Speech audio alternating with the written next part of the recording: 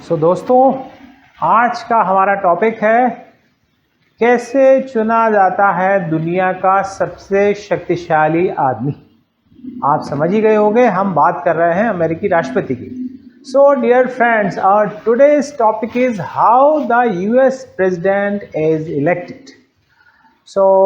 आपको पता ही होगा कि जो American president not only affects the geopolitics of the world, but American president also decides the different share indexes of the world. तो सारे दुनिया की नब्ज है अमेरिकी राष्ट्रपति। और आपको पता ही है कि नवंबर फर्स्ट वीक में अमेरिकी प्रेसिडेंशियल इलेक्शन होने जा रहे हैं। इसकी सारी नीटी एंड ग्रिटी अब हम आपके सामने प्रस्तुत करने जा रहे हैं। इस वीडियो को आप लास्ट तक देखिएगा, बहुत ही इंफॉर्मेटिव वीडियो है। और इस वीडियो के एंड में मैं आपसे कुछ क्वेश्चन भी पूछने वाला हूं। मैं हूं आपका दोस्त गौरव मारवाहा।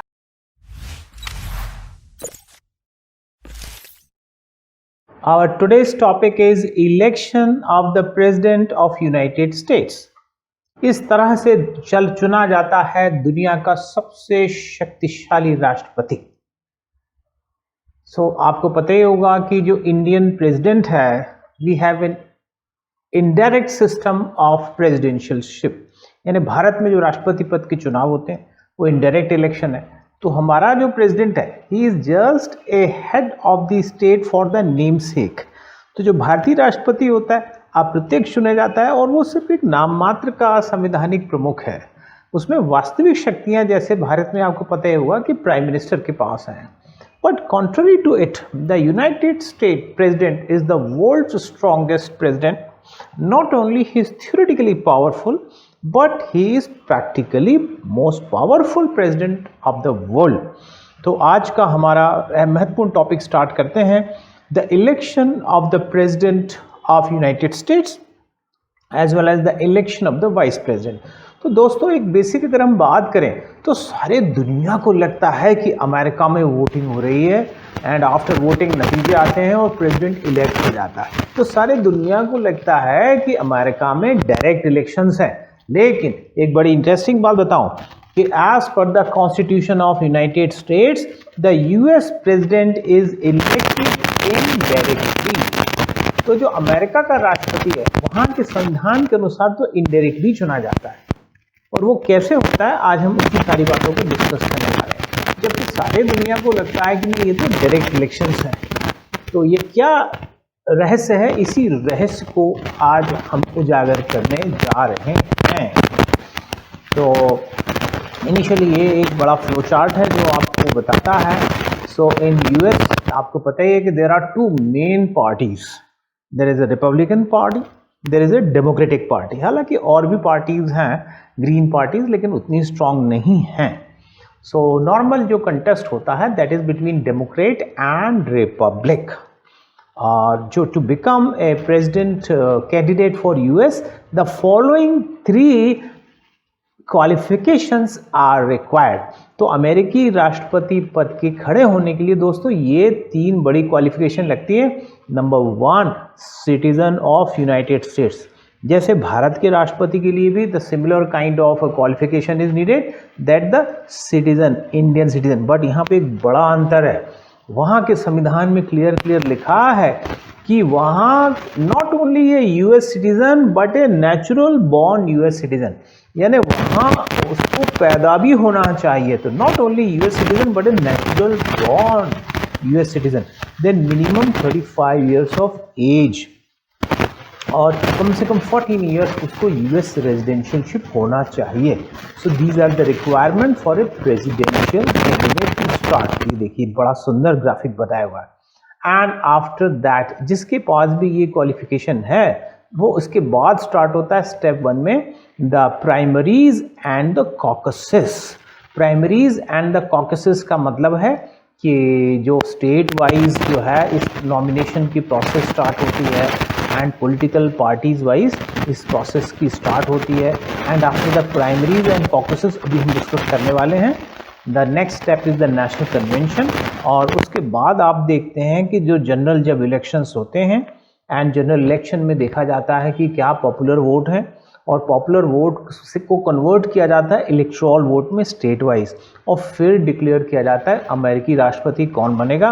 उसका एक सिंपल सी मैं बात बताऊं, the total in US the total electoral votes are 538। जो पूरे अमेरिका में जो निर्वाचक मत है 538, और जिसको भी 538 के हाफ से एक वोट ज़्यादा मिलेगा वो अमेरिकी राष्ट्रपति इलेक्ट हो जाएगा। सो 538 डिवाइडेड बाई 2 दैट इज 269। तो 269 में एक सीट जोड़ दीजिए, दैट इज 270। तो the magic figure to become the strongest person of US and the strongest person of the world is 270। फिर से रिपीट कर रहा हूँ, 538 आप देख रहे हैं इलेक्टोरल वोट होते हैं, 538 का हाफ दैट इज 269।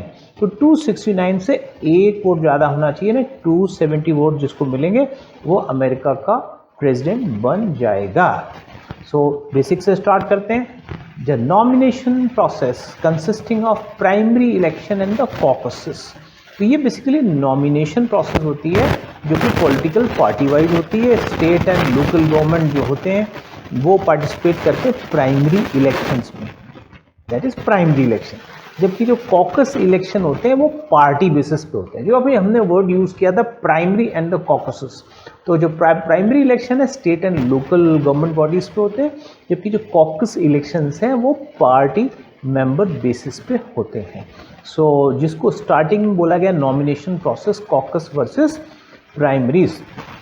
अब आपको क्लियर हो गया होगा, जो प्राइमरीज हैं ये स्टेट वाइज इलेक्शंस हैं और प्राइवेट कास्टिंग ऑफ बैलेट्स हैं, क्वाइट होते हैं and can vote for any candidate regardless of the political affiliation. जबकि कॉकसेस में जो इलेक्शंस होते हैं ये इसमें काफ़ी डिस्कशंस होते हैं, पॉलिटिकल पार्टीज वाइज होते हैं and voting is done by raising hands और ब्रेकिंग इनटू द ग्रुप्स।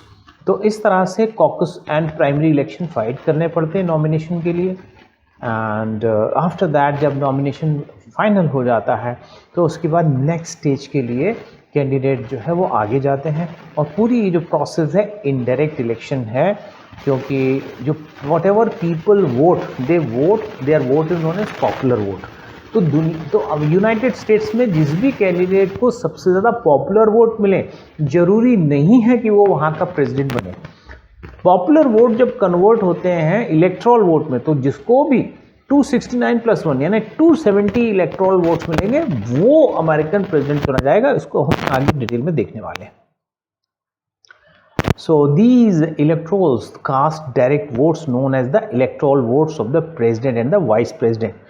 तो जो पॉपुलर वोट है वो पूरा इफेक्ट करते हैं इलेक्ट्रल वोट को, और टोटल इलेक्ट्रल वोट चाहिए होते हैं 270 अमेरिकी राष्ट्रपति बनने के लिए और उपराष्ट्रपति बनने के लिए। सो अभी तक 58 प्रेसिडेंशियल इलेक्शंस हुए हैं हिस्ट्री में।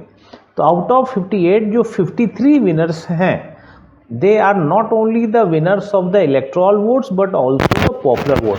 यानी 58 राष्ट्रपति चुने गए हैं जिनमें से 53 को पॉपुलर वोट भी मिले और इलेक्ट्रल वोट भी ज़्यादा मिले। लेकिन 5 केसेस ऐसे हैं जिनको पॉपुलर वोट से जो नहीं जीत पाए, खाली इलेक्ट्रल वोट से जीत पाए।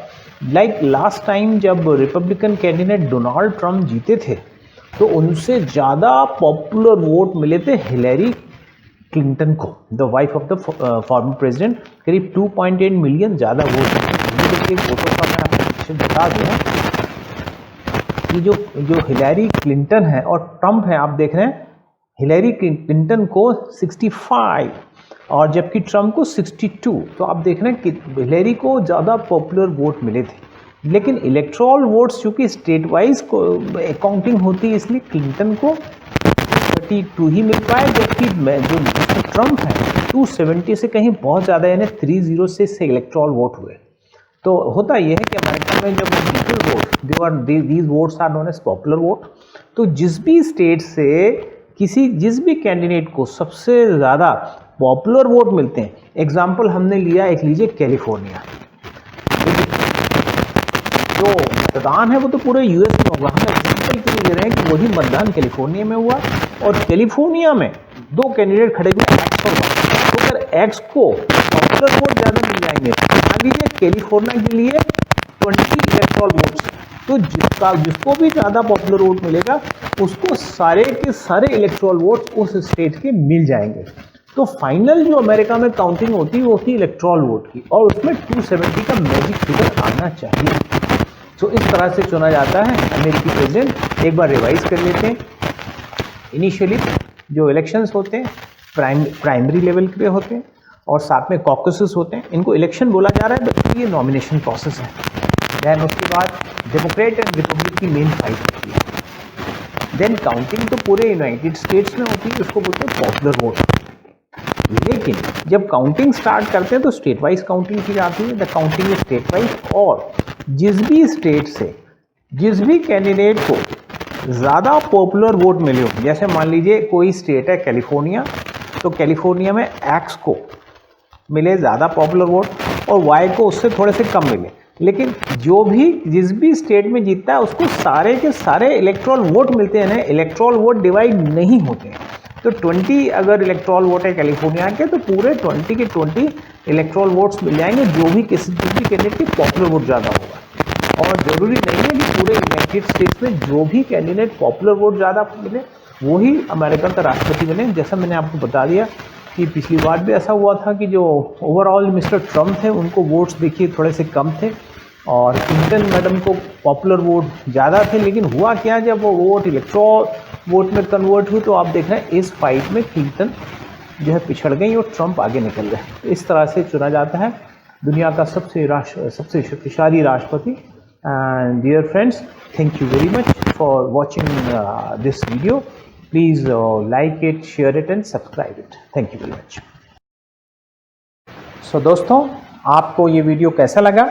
अगर आपको ये वीडियो आपने पसंद किया हो तो जरूर उसको लाइक करिए, इसको सब्सक्राइब करिए, जो बेल आइकन दिया हुआ है उसको जरूर प्रेस करिए और अपने दोस्तों के साथ इसको शेयर भी करिए। और भी आपके नॉलेज को एनहांस करने के लिए हमारे YouTube चैनल में बहुत सारे वीडियोस हैं, उनको भी देखिए। और अगर आप IAS और UPSC एंड PSC की तैयारी करने जा रहे हैं, हमारे यहाँ आपके सक्सेस को एनकरेज करने के लिए ऑनलाइन ऑफलाइन दोनों तरह के बैचेस अवेलेबल हैं। सो इस वीडियो को फिनिश करने के पहले अब मैं आपसे क्वेश्चन पूछने जा रहा हूँ एंड मेरा क्वेश्चन को आप ध्यान से सुनिएगा। ये अमेरिकन प्रेसिडेंट के बारे में है। So my question is, to become the US president, a candidate should score how many electoral votes minimum? अमेरिकी राष्ट्रपति चुने जाने के लिए, वहां के राष्ट्रपति पद में सफलता प्राप्त करने के लिए न्यूनतम कितने इलेक्टोरल वोट्स मिलना चाहिए, इसका आपको आंसर करना है। आप बोलिए तो मैं आपको कुछ चॉइसेस भी दे दूं। चॉइस ए में है 250, ए 250, चॉइस बी में है 260, चॉइस सी में है 270 और चॉइस डी में है 280। तो ये अपना जो भी आपका आंसर होगा आप कमेंट बॉक्स में लिखेंगे। और एक और इम्पॉर्टेंट चीज़, अगर आपको लगता है कि कोई बहुत ही इम्पॉर्टेंट टॉपिक है आपके करियर के लिए, आपके अंडरस्टैंडिंग के लिए, आप हमें बताएं, हम आपको वो टॉपिक बना के देंगे, उसमें आपको बहुत अच्छा प्रेजेंटेशन देंगे। इसके साथ ही मैं आपसे विदाई चाहता हूँ। Thank you very much.